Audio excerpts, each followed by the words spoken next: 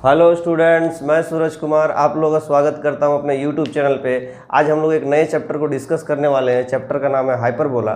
Conic section का ये last section है जो हम लोग इससे पहले पैराबोला और एलिप्स को पढ़ चुके हैं। तो अब ये लास्ट टॉपिक हम लोग का कोनिक सेक्शन का बच गया, तो इसका नाम है हाइपरबोला। तो देखते हैं हम लोग हाइपरबोला क्या होता है। लेकिन हाइपरबोला को जानने से पहले आपको एक चीज़ बताना चाहते हैं कि अगर आप एलिप्स पढ़े हैं तो एलिप्स से ही सब कुछ सिमिलर है, कुछ भी अलग नहीं है। उसमें बस माइनस प्लस का फर्क रहता है। अगर एलिप्स का आइडिया आपको पूरी तरह से है तो आपको हाइपरबोला में कहीं भी दिक्कत नहीं आएगा। बस हम सिर्फ फॉर्मेट चेंज करने वाले हैं, बाकी एज इट इज़ सब कुछ सेम रहेगा। तो आपसे रिक्वेस्ट ये रहेगा कि आप पहले एलिप्स को पूरा पढ़ लें, प्लेलिस्ट में जाके एलिप्स अगर आप पढ़ लेंगे तो आपको हाइपरबोला बहुत ही अच्छे समझ में आ जाएगा। तो चलिए हम लोग चैप्टर को शुरू करते हैं, हाइपरबोला को। ठीक है, तो ये कोनिक सेक्शन का पार्ट है। तो कोनिक सेक्शन का पार्ट कैसे है तो सबसे पहले हम समझते हैं। तो कोनिक सेक्शन मतलब एक कोन का पार्ट। तो किस तरह से हम लोग एलिप्स को देखें और किस तरह से हम लोग पैराबोला को देखें कि पैराबोला किस तरह कोन का पार्ट होता है और एलिप्स किस तरह कोन का पार्ट होता है, ये तो हम लोग देख चुके हैं। अब हम लोग क्या देखने वाले हैं, अब हम लोग देखने वाले हैं कि हाइपरबोला जो है इस कोन का पार्ट कैसे हो सकता है। तो आपको हम पहले बता चुके हैं कि अगर आप इस तरह से अगर कोन को काट दीजिएगा, ये बेस है, ये आपका बेस है ना, अगर कोन को आप इस तरह से काट दीजिएगा तो आपका क्या निकल के आ जा रहा था, पैराबोला निकल के आ जा रहा था।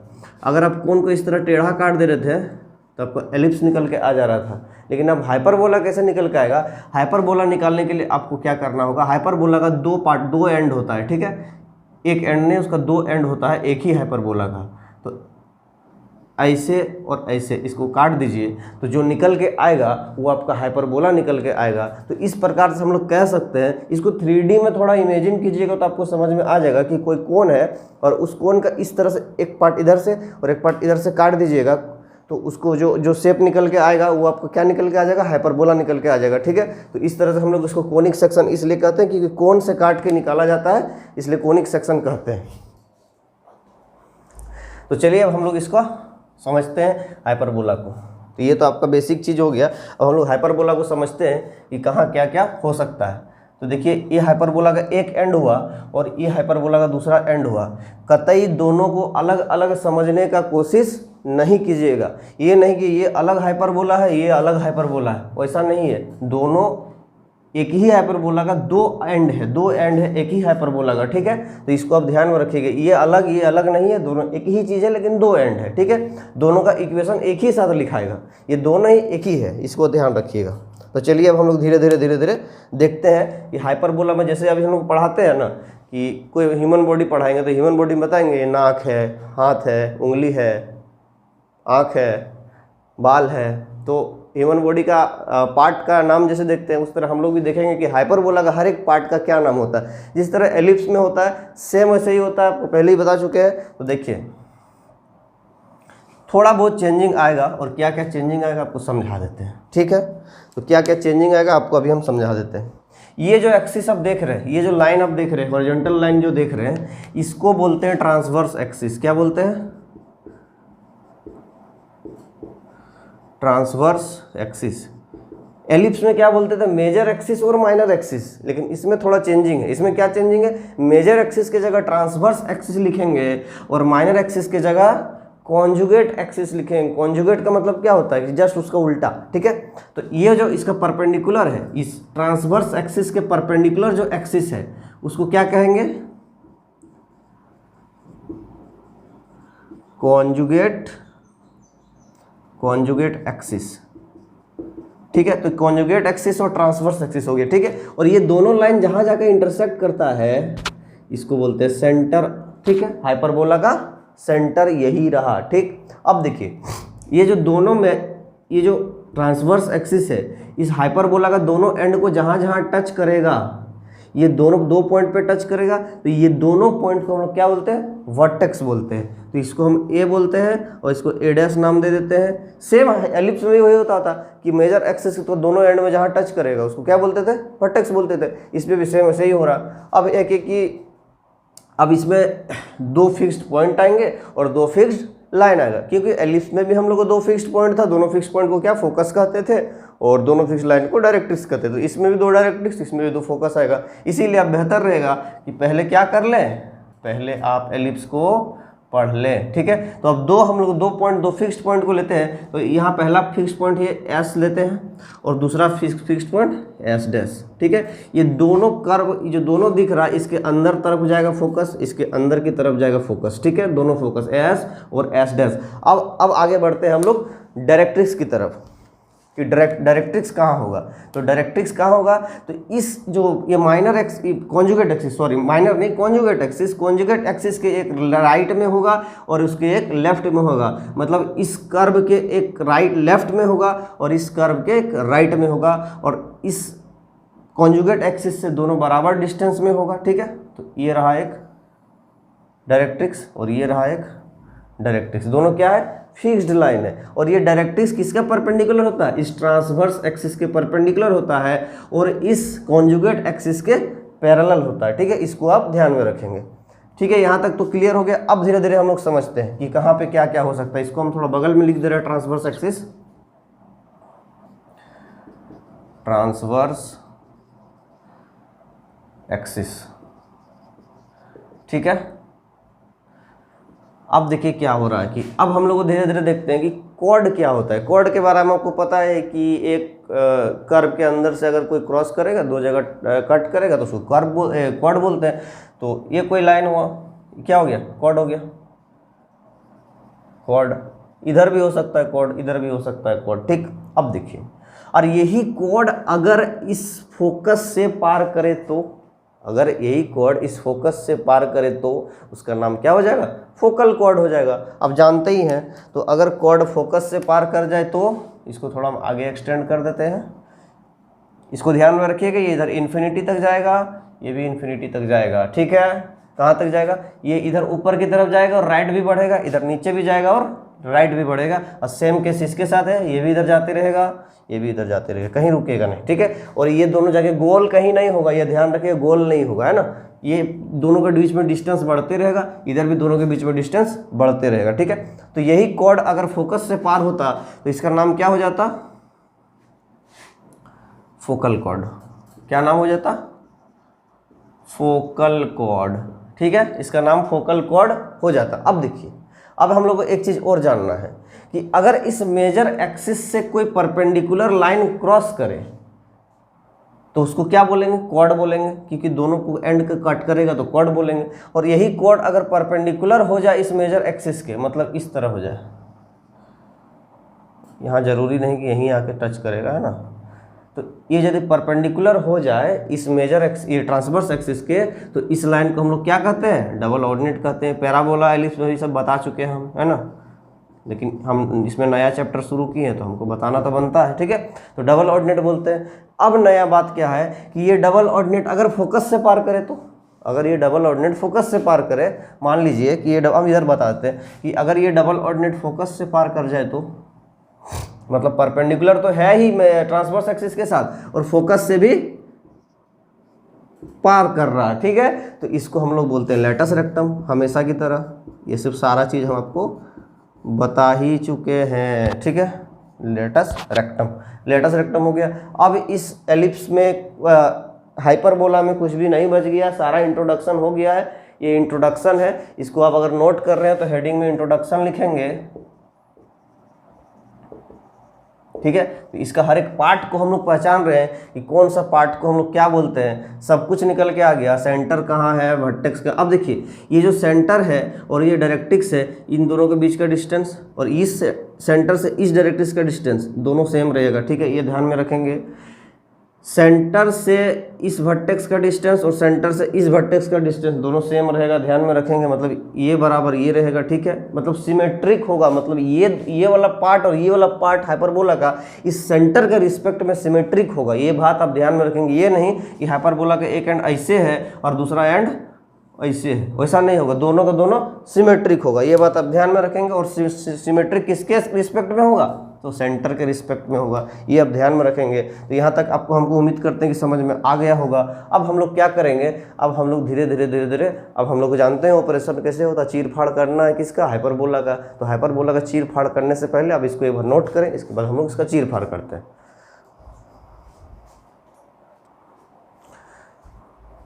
तो स्टूडेंट, अब हम लोग क्या करेंगे, अब हम लोग हाइपरबोला का हर एक पार्ट को देखेंगे कि कौन सा डिस्टेंस कहाँ होगा, कौन सा कहाँ लाई करेगा, किससे कहाँ कितना डिस्टेंस होगा, मतलब उसका चीर फाड़ करेंगे, ऑपरेशन करेंगे। तो चलिए ऑपरेशन हम लोग इसका करते हैं। हम लोग का तो ऑपरेशन करना बनता है और यही क्लास जो है बेस बन के सारा क्लास हम लोग को करना है, ठीक है। तो इस क्लास को बहुत ही ध्यान से देखिए क्योंकि यही क्लास सारा क्लासेस को, मतलब इसके आगे जितना भी लेक्चर होगा यही क्लास सपोर्ट करेगा, ठीक है।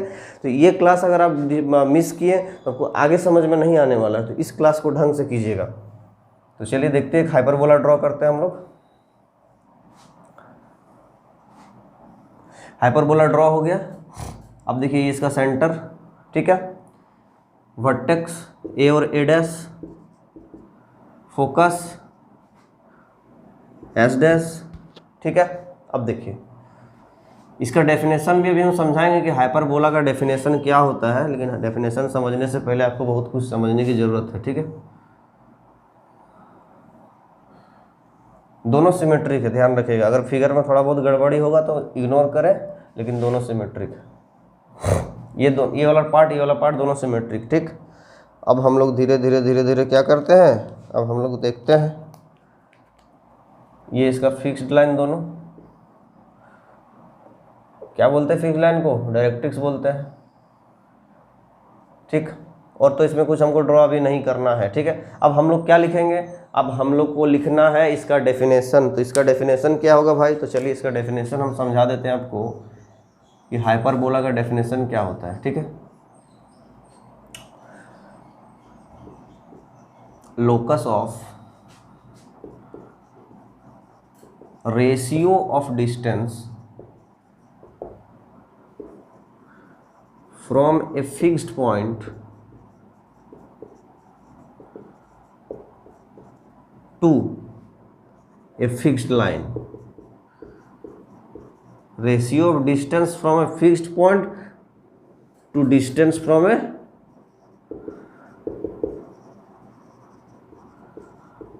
फिक्स्ड लाइन, ये fixed point to fixed line is constant.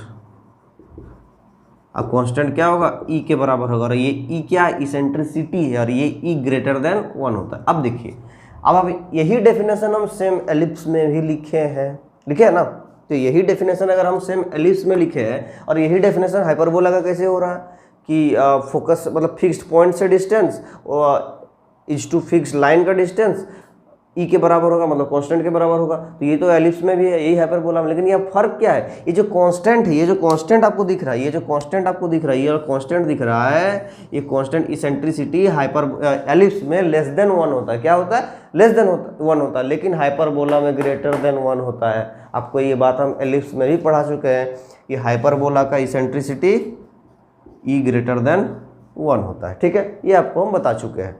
तो इसमें क्या करना है, अब हम लोग को locus of ratio of distance from a fixed point to distance from a fixed line निकाल के रख लेना है, तभी हम लोग को ई आएगा, ठीक है। और तभी हम लोग को डेफिनेशन आएगा, और तभी हम लोग को सब कुछ आएगा। तो लोकस निकालने के लिए क्या करना पड़ता है, हम लोग को पहले एक पॉइंट लेना पड़ता है। तो यहाँ पे कोई हम एक पॉइंट ले लेते हैं, पी पॉइंट ले लेते हैं, और इसका कोऑर्डिनेट को एक्स वाई मान लेते हैं, ठीक है।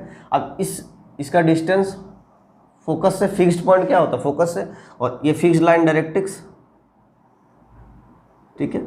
और तो मतलब क्या हो गया कि P S upon P M किसके बराबर होगा, ई के बराबर होगा, ठीक है। P S upon P M E के बराबर होगा, ई क्या है, ग्रेटर देन 1 है, ठीक है। ये तो होगा। अब हम लोग को ये जो डेफिनेशन लगाने के लिए इसका सारा चीरफाड़ अब हम लोग को करना पड़ेगा। तो चलिए हम लोग धीरे धीरे इसका चीरफाड़ करते हैं, ठीक है। अब देखिए ये सेंटर है, और ये अब इसका ट्रांसवर्स एक्सिस, इसका कॉन्जुगेट एक्सिस, और दोनों को जहाँ पे क्या बोलते हैं, दोनों जाके जहाँ पे इंटरसेक्ट करता है। चूंकि ये स्टैंडर्ड फॉर्म है, क्या है, स्टैंडर्ड फॉर्म है। हम लोग जो भी निकालते हैं स्टैंडर्ड फॉर्म से निकालते हैं, फिर हम लोग बिना स्टैंडर्ड फॉर्म में भी देखते हैं। जब हम लोग शिफ्ट कर देते हैं, शिफ्टेड हाइपरबोला देखेंगे, इंक्लाइंड हाइपरबोला देखेंगे, वो सब स्टैंडर्ड फॉर्म नहीं है। लेकिन अगर सेंटर 0,0 होता है तो वो स्टैंडर्ड फॉर्म होता है। तो हम लोग को ये सेंटर यहाँ पे क्या है, 0,0, मतलब ये ऑरिजिन है। अगर कार्टेशियन प्लेन में देखेंगे तो ये ओरिजिन है, ठीक है। अब देखिए, तो ये वर्टेक्स का सेंटर से कितना डिस्टेंस होता है भाई, तो ए डिस्टेंस होता है, पहले ही पता है कितना डिस्टेंस होता है, तो ए डिस्टेंस होता है।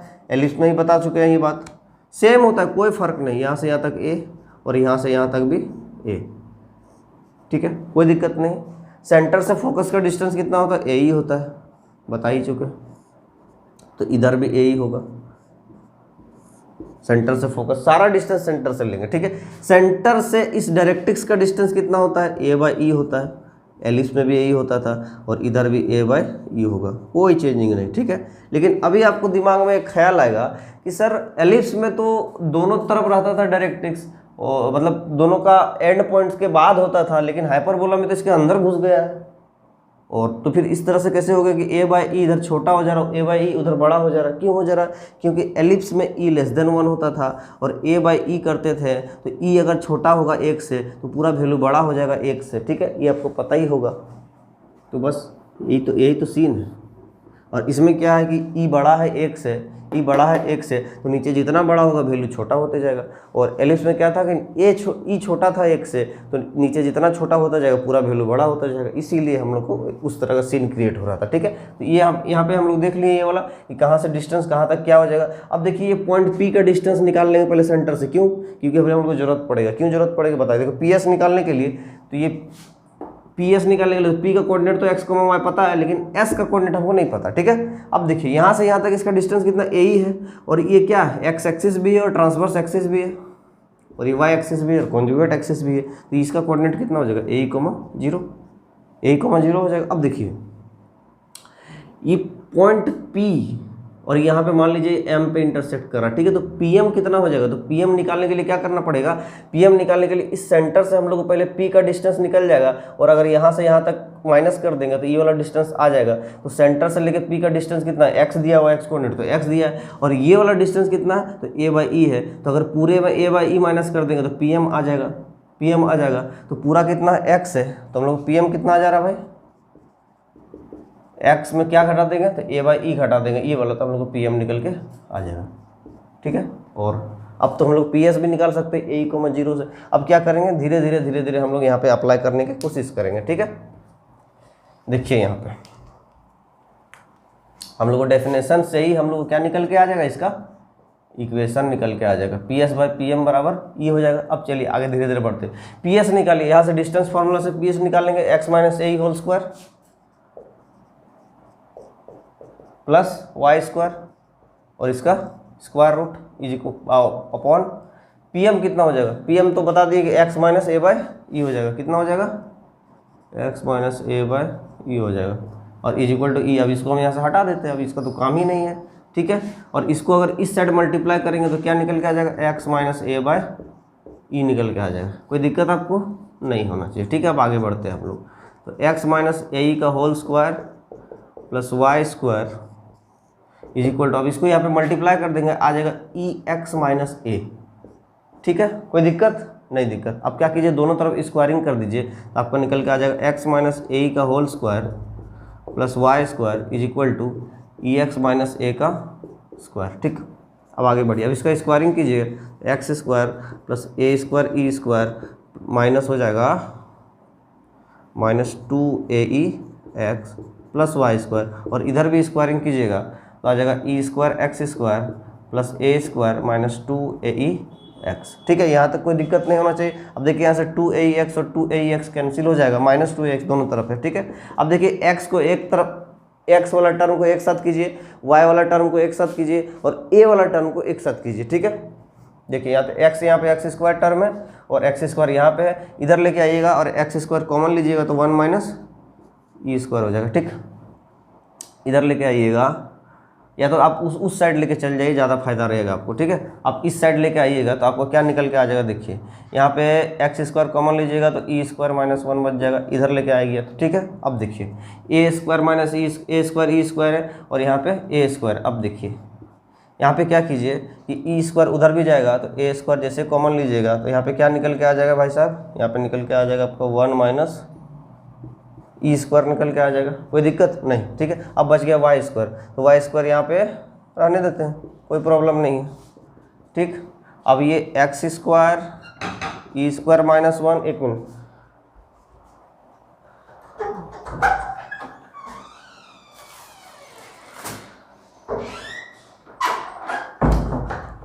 हाँ। तो यहाँ पे हम लोग देखेंगे एक्स स्क्वायर ई स्क्वायर माइनस 1, और यहाँ पे ये इसमें माइनस अगर हम लोग कॉमन ले लेंगे तो क्या हो, माइनस कॉमन लेने की जरूरत नहीं, यहाँ पे एक्स स्क्वायर ई स्क्वायर माइनस 1 और minus Y square is equal to, और इसको इधर लेके आइएगा तो आ जाएगा आपका A square E square minus 1, इधर माइनस कीजिएगा और इसको पलट दिए, ठीक है।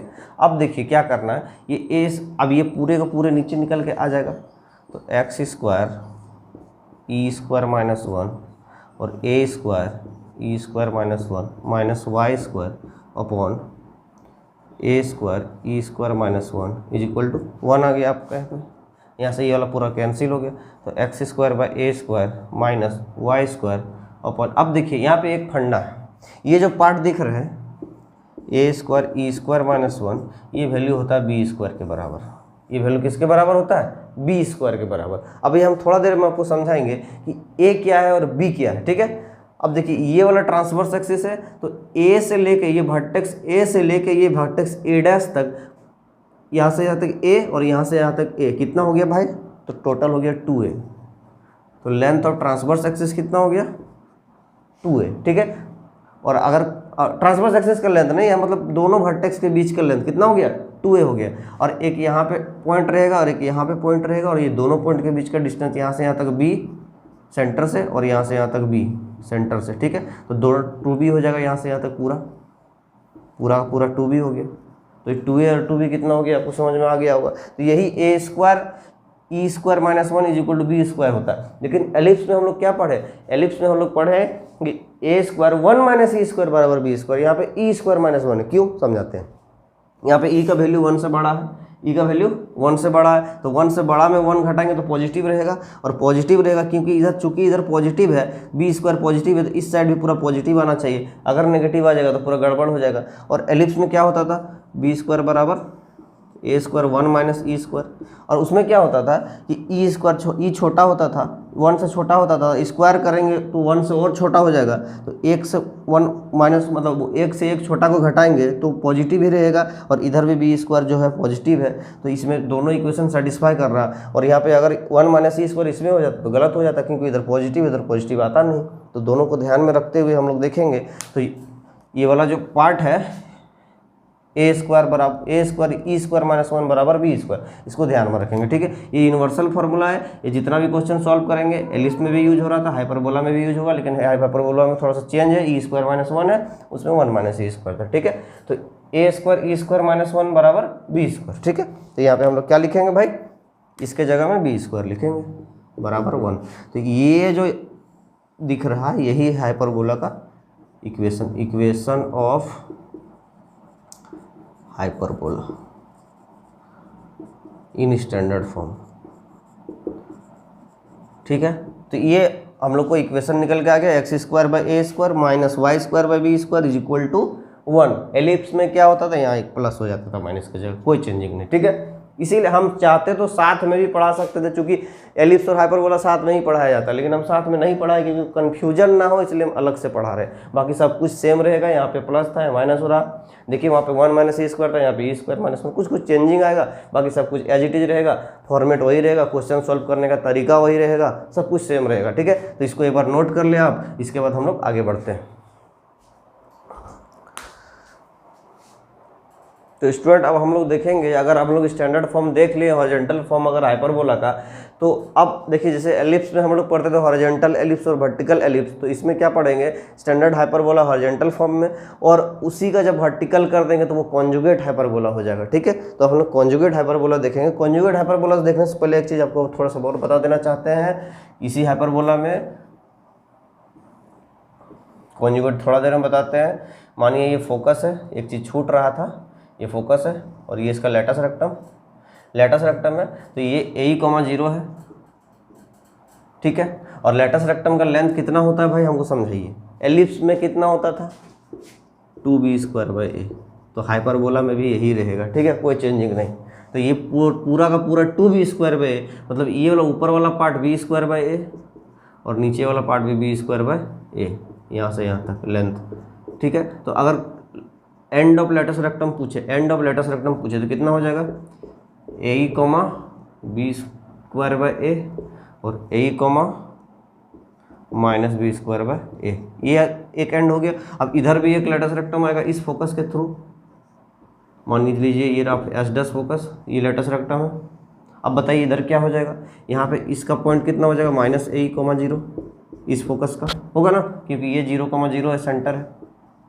तो इधर कितना हो जाएगा, टोटल तो लेंथ 2b² a है, तो ये वाला ऊपर है कितना है b² a, तो मतलब ये वाला कितना हो जाएगा कोऑर्डिनेट -a,b² a। ठीक है, यहाँ तक समझ में आया। और ये वाला एंड ऑफ लेटस रेक्टम एक आ गया, दूसरा कितना हो जाएगा -a, -b² a। ये चारों एंड ऑफ लेटस रेक्टम है और लेंथ ऑफ लेटस रेक्टम है, तो हम यहाँ पे लिख देते हैं length of latus rectum is equal to 2b² a। लेकिन ये किस पे है, ये हॉरिजॉन्टल फॉर्म है स्टैंडर्ड फॉर्म का। ठीक है, हॉरिजॉन्टल फॉर्म में 2b² a होता है, और जब हम लोग इसका कॉन्जुगेट हाइपरबोला पढ़ेंगे थोड़ा चेंजिंग आएगा। ठीक है, क्या चेंजिंग आएगा अभी हम लोग समझा देते हैं। ठीक है, तो चलिए हम लोग क्या देखेंगे, कॉन्जुगेट हाइपरबोला को देखेंगे। अब हम लोग देखते हैं कॉन्जुगेट हाइपरबोला में, जैसे हम लोग का वर्टिकल एलिप्स होता था हॉरिजॉन्टल के बाद, तो बस इसी तरह हम लोग क्या हो जाएगा, कॉन्जुगेट हाइपरबोला हो जाएगा। तो कॉन्जुगेट हाइपरबोला को देख लेते हैं, क्या कॉन्जुगेट आएगा देख लीजिए। इसका एक एंड ऐसे हो जाएगा, एक एंड ऐसे हो जाएगा। ठीक है, अब क्या क्या चेंजिंग आएगा आपको हम समझा देते हैं। ये जो एक्सिस ट्रांसवर्स हुआ करता था, अब ये कॉन्जुगेट एक्सिस हो गया, और ये एक्सिस ट्रांसवर्स एक्सिस हो गया। ठीक है, बाकी 2a 2b सेम रहेगा, अभी समझा देते हैं। इसका एक वर्टेक्स यहाँ पे a और इसका एक वर्टेक्स a', इसका इक्वेशन चेंज हो जाएगा। इसका सेंटर c, इसका ये रहा डायरेक्ट्रिक्स, ये रहा डायरेक्ट्रिक्स, दोनों डायरेक्ट्रिक्स। ठीक है, इसका एक फोकस ये वाला रहा, ये फोकस S' रहा। ठीक, अब बताते हैं धीरे धीरे क्या होता है। ये 0,0 ये वाला लेंथ कितना हुआ करता था, तो 2b हुआ करता था, और इधर 2a हो जाएगा, क्योंकि अब ट्रांसवर्स एक्सिस का लेंथ कितना हो जाएगा, ट्रांसवर्स एक्सिस क्या हो जाएगा, ये वाला एक्सिस हो जाएगा ट्रांसवर्स एक्सिस, और ये इसका हो जाएगा कॉन्जुगेट एक्सिस। ठीक है, तो ये वाला लेंथ a से a' तक 2b हो जाएगा, यहाँ से यहाँ तक 2b, मतलब ये वाला पॉइंट कितना हो जाएगा 0,b, और ये वाला पॉइंट कितना हो जाएगा 0,-b।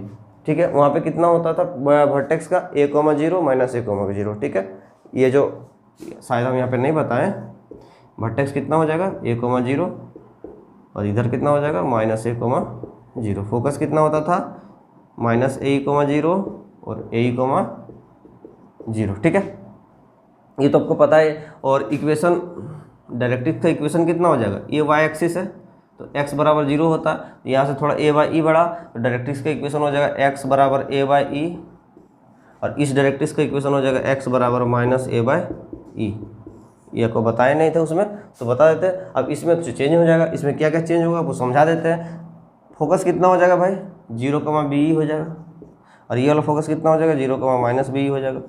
ठीक है, वर्टेक्स आ गया, सेंटर आ गया, फोकस आ गया। डायरेक्ट्रिक्स का इक्वेशन देखिए, ये एक्स एक्सिस है तो अब कॉन्जुगेट एक्सिस, लेकिन एक्स एक्सिस है तो एक्स एक्सिस का इक्वेशन कितना होता है y बराबर 0। तो यहाँ से कितना आगे है, तो a/e उसमें होता था, लेकिन इसमें b/e डिस्टेंस पे है। ठीक है, कितना है b/e डिस्टेंस पे, और इधर भी b/e डिस्टेंस पे डायरेक्ट्रिक्स। ठीक है, तो डायरेक्ट्रिक्स का इक्वेशन कितना हो जाएगा y बराबर b/e, और ये y बराबर -b/e। ठीक है, ये दोनों डायरेक्ट्रिक्स का इक्वेशन आ गया, फोकस आ गया, सेंटर आ गया, दोनों डायरेक्ट्रिक्स आ गया, और ये वाला 2a है भाई, देख लीजिएगा यहाँ से यहाँ तक, यहाँ से यहाँ तक 2a है ना, और यहाँ से यहाँ तक a, यहाँ से यहाँ तक a। फोकस, वर्टेक्स, डायरेक्ट्रिक्स सब कुछ आ गया है। ये वाला पॉइंट कितना हो जाएगा, चूंकि y बराबर b/e है तो 0,b/e हो जाएगा, जहाँ पे डायरेक्ट्रिक्स इंटरसेक्ट कर रहा है किससे, ट्रांसवर्स एक्सिस से, और ये वाला पॉइंट कितना हो जाएगा 0,-b/e।